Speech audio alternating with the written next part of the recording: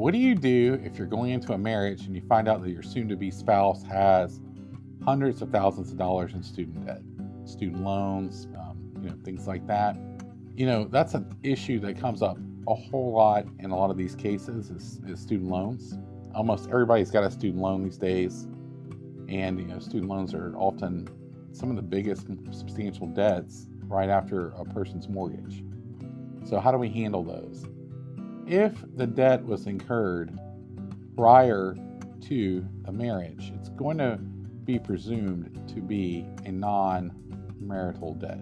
That's the good news. However, these things often can get tricky, because sometimes people refinance the loans during the marriage. And if you refinance the loan during the marriage, now it might be considered a marital debt. Now, Florida's equitable distribution statute, allows the judge some leeway. You can make equitable arguments. Equitable arguments means what's fair. Doesn't always mean what's equal, but what's fair. And perhaps you can make an argument that an unequal distribution of the debt would be more appropriate in light of it being a student loan, but there's no guarantees on that. That's an argument you'll have to make.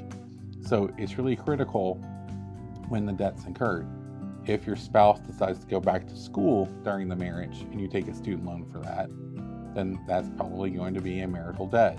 So these are all things you need to keep in mind when you're thinking about family law and student loan debt, and it's something that you need to be mindful of when the debt was incurred.